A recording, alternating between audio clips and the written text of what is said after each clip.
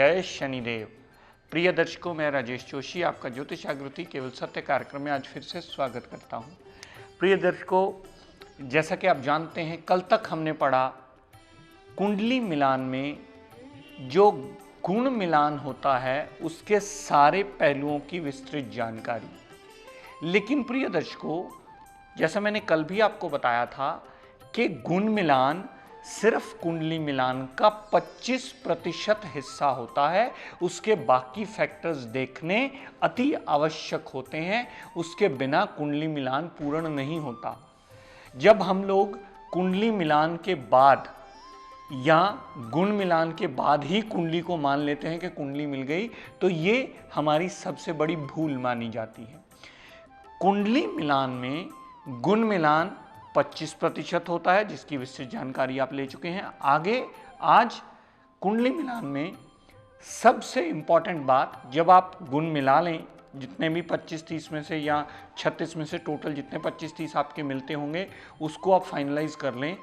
उसके बाद जिस भी जातक या जातिका के लिए आप वर या कन्या ढूंढ रहे हैं, उसकी लगन कुंडली अवश्य देखें और लगन कुंडली के बाद ही निर्णय होगा कि उस लगन कुंडली में वजन कितना है, यानी उस कुंडली में अच्छे या बुरे ग्रह कितने पड़े हैं। तो ये आपके दूसरे 25% रोल प्ले करते हैं। 25% आपके गुण मिलान का चैप्टर जो कल तक आपने पूरा किया। आज उससे अगला 25% जिसकी आपको विस्तृत जानकारी देता हूं, जो कि लगन कुंडली से आपको देखनी होगी कि जातक या जातिका की लगन कुंडली देखिए, उसमें 7वां घर यानी ये भाव जो मैरिज का माना जाता है, 7वां भाव जो विवाह स्थान का होता है, पार्टनरशिप का होता है, डेली वेजेस का होता है, और हर कुंडली में आपको ये 7वां भाव ही देखना होगा। 7वें भाव में कितने मारक ग्रह या कितने पापी ग्रह पड़े हैं, इसकी आपको विस्तृत जानकारी लेनी होगी। 7वें घर का मालिक कुंडली में किस अवस्था में पड़ा है, इसकी आपको जानकारी लेनी होगी, क्योंकि इसी के आधार पर उस लड़के या लड़की का वैवाहिक सुख टिका हुआ है। आजकल आप देखते हैं कोर्ट कचहरियों में जाओ तो बहुत ज़्यादा डाइवोर्स के केसेस मिलते हैं। उसकी सबसे बड़ी वजह ही ये होती है कि हम लोग गुण तो मिला लेते हैं, लेकिन उससे आगे जाते ही नहीं। गुण मिलान 25% अगर हिस्सा हमारा पूरा हो जाता है, 36 में से 30, 32, 31, 28, 25, 27 मिल गए, तो हम उसको बहुत अच्छा मिलान मान लेते हैं। लेकिन हम कुंडली में नहीं जाते, कुंडली का विश्लेषण करना जरूरी नहीं समझते, जिसके आधार पर आपका वैवाहिक जीवन टिका हुआ है, जिसके आधार पर आपने अपना जीवन यापन करना है। अगर कोई भी पापी ग्रह सप्तम भाव में बैठा होगा या मारक ग्रह सप्तम भाव में बैठा होगा या नीच का ग्रह सप्तम भाव में बैठा होगा, तो वो सप्तम भाव को खराब अवश्य करेगा। इस बात का सदैव आपको स्मरण रखना होगा।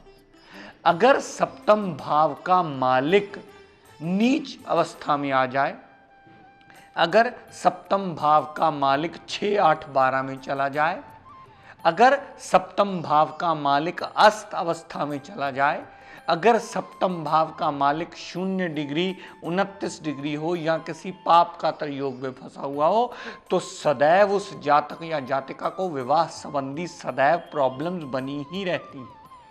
तो ऐसी कुंडलियों में आपको करना क्या होगा, मिलान वक्त क्या किया जाना चाहिए, मिलान वक्त किन चीज़ों का ज़्यादा ध्यान रखा जाना चाहिए। मिलाते वक्त जब हम कुंडलियां मिलाते हैं, गुण मिलान के बाद जब हम नेटल चार्ट यानी जन्म लगन कुंडली पे जाते हैं, तो जन्म लगन कुंडली में दोनों में से एक जातक की कम से कम विवाह के स्वामी की स्थिति बिल्कुल ठीक होनी चाहिए, तब ये मिलान अप्रूवल में आ सकता है, तब ये मिलान ओके कर सकते हो, तब ये जातक जीवन यापन वैवाहिक अपना सुखमय जी सकेगा। अगर दोनों ही कुंडलियों में सप्तमेश कहीं पिटा हुआ होगा, कहीं 6, 8, 12 में पड़ा होगा, कहीं नीच अवस्था में पड़ा होगा, कहीं अस्त अवस्था में पड़ा होगा, कहीं 0 डिग्री पड़ा होगा, तो वैवाहिक जीवन सदैव नरक तुल्य बना रहेगा। और बहुत से केसेस में अगर कोई ज़्यादा पाप प्रभाव आ गया तो डाइवोर्स तक की नौबत भी आ जाती है। तो कहने का तात्पर्य प्रिय दर्शकों कि कुंडली मिलाते वक्त जब आप गुण मिला लें, वो 25% क्लियर हो जाए, उसके बाद आप लगन कुंडली देखें कि वहां सप्तम भाव की स्थिति क्या है, यानी उस जातक या जातिका के वैवाहिक सुखमय में कितना अच्छा या कितना बुरा ग्रह पड़ा हुआ है, जो उसका वैवाहिक जीवन जीने में मदद करेगा या वैवाहिक जीवन नरक बना करके जातक का जीवन यापन मुश्किलों में डाल देगा। हम जब कुंडली मिलान में जाते हैं, बहुत सारे केसेस में ऐसा देखा गया है कि बहुत सारे लोगों के पास इंफ्रास्ट्रक्चर ही अवेलेबल नहीं होता, वो सिर्फ पंचांग खोला, गुण मिलाए, ओके कर दिया, लेकिन लगन कुंडली का विश्लेषण करना हम भूल जाते हैं और वहीं हमारी प्रॉब्लम शुरू होती है। फिर जब मैरिज के बाद प्रॉब्लम्स शुरू होती हैं तो हम कहते हैं जी हमने तो कुंडली में मिला लिया था, गुण तो इतने मिलते थे, फिर भी प्रॉब्लम आ गई, इसका मतलब ये विद्या में रखा ही कुछ नहीं है। प्रिय दर्शकों, विद्या गलत नहीं है, हम पढ़ने वाले गलत उसे हो सकते हैं, हम समझने वाले गलत हो सकते हैं, हम उसे दिशा देने में गलती कर सकते हैं, लेकिन विद्या को अगर सही पूर्ण ढंग से कुंडली को मिलान करोगे तो ही वैवाहिक जीवन सुखमय जी पाओगे, अन्यथा वैवाहिक जीवन में सदैव आपको प्रॉब्लम्स ही मिलेंगी। हर कुंडली में सप्तम भाव का स्वामी देखना अति आवश्यक है। हमारे पास वैसे भी जब कुंडली मिलान के लिए क्या कुंडली दिखाने के लिए भी लोग आते हैं, अगर किसी जातक या जातिका का सप्तम भाव का स्वामी किसी बुरी अवस्था में हो या पिटा हुआ हो या 6, 8, 12 में हो, तो हम पहले ही उसकी कुंडली पे लिख देते हैं कि जी कुंडली मिलान के बिना आप वैवाहिक जीवन को प्रारंभ मत कीजिएगा, विवाह से पहले पूर्णतः सही ढंग से कुंडली मिला लीजिए ताकि आपका आने वाला जीवन सुखमय हो पाए, ताकि आपकी आने वाली जनरेशन सही ढंग से परवरिश पा करके जीवन यापन सफल जरूर कर पाए। तो कुंडली मिलान में अगले 25% नंबर जो होते हैं सप्तम भाव में पड़े हुए ग्रह को दिए जाते हैं और सप्तम भाव के स्वामी की स्थिति को देखकर दिए जाते हैं। कितने योग कारक ग्रहों की दृष्टि सप्तम भाव पर पड़ती है, इससे हमें पता चलता है कि कुंडली में वैवाहिक जीवन कैसा रहने वाला है। लड़कियों के लिए विवाह का कारक ग्रह बृहस्पति होता है, उसकी स्थिति भी देखी जानी अति आवश्यक है। लड़कों के लिए विवाह का कारक ग्रह शुक्र देवता होता है, तो उसकी स्थिति भी देखनी अवश्य हो जाती है। अति आवश्यक इसलिए हो जाती है क्योंकि शुक्र लड़कों के लिए विवाह का कारक है और बृहस्पति लड़कियों के लिए विवाह का कारक है। बृहस्पति हर इंसान के लिए औलाद का कारक माना जाता है।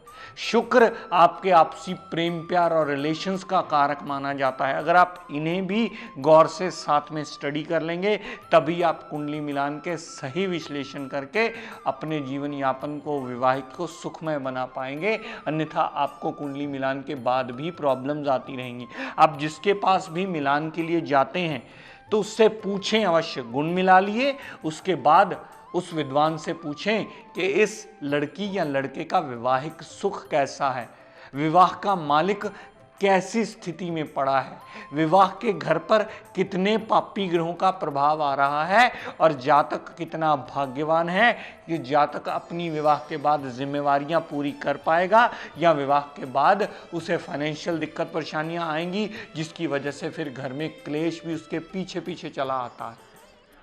तो सप्तम भाव और सप्तम भाव का स्वामी और विवाह का कारक लड़कियों के लिए बृहस्पति और लड़कों के लिए शुक्र देखना भी अति आवश्यक माना जाता है। मान लीजिए कि लगन कुंडली में विवाह का स्वामी कहीं गड़बड़ है और आपके गुण बहुत अच्छे मिल रहे हैं, तो उसके बाद आपको क्या करना होगा, लगन कुंडली के साथ सबसे पहले एक नवमांश कुंडली बनाई जाती है।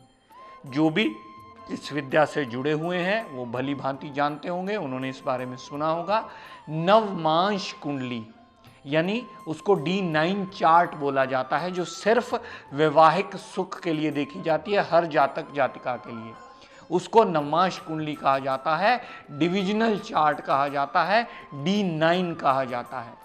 D9 जो होता है वो सदैव आपका पर्टिकुलरली विवाह सुख ही देखते हैं उस कुंडली से। डिविजनल चार्ट में लगन की स्थिति, लग्नेश की स्थिति, सप्तम भाव की स्थिति और सप्तमेश की स्थिति, प्रिय दर्शकों ये एक स्पेसिफिक हो जाता है, क्योंकि ये जो आपकी जन्म कुंडली होती है ये ओवरऑल लाइफ का ब्यौरा बताती है। सारी दशाएं, अंतरदशाएं इस पे अप्लाई होती हैं, गोचर इस पे अप्लाई होता है, आपके स्टोन्स इससे देखे जाते हैं। लेकिन नवमांश कुंडली सिर्फ प्रॉपरली विवाह सुख के लिए देखी जाती है।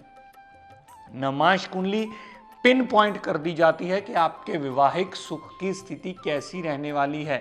अगर आपकी जन्म कुंडली में सप्तम भाव और सप्तमेश की स्थिति बिगड़ी होगी तो आपको साथ में अपनी नवमांश कुंडली किसी विद्वान से चेक अवश्य करवानी चाहिए। उससे आपको पता चलेगा कि आपके विवाह की स्थिति पर्टिकुलर कैसी रहने वाली है और आप उसमें कैसे सुधार ला सकते हैं।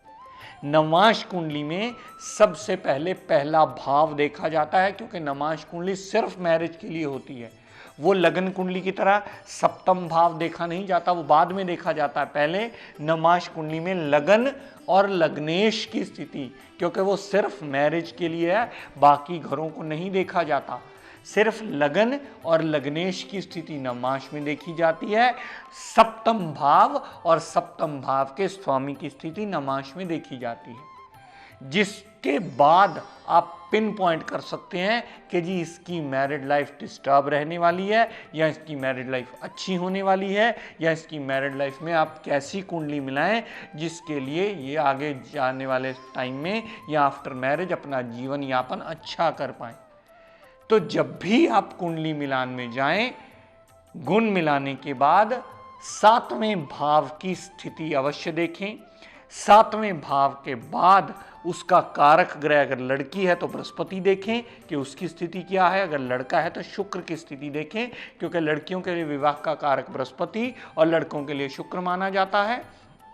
इनके विवेचन के बाद ही फिर आप नवमांश कुंडली में जाएं और उस विद्वान से पूछें कि क्या इसकी नवमांश कुंडली ठीक है।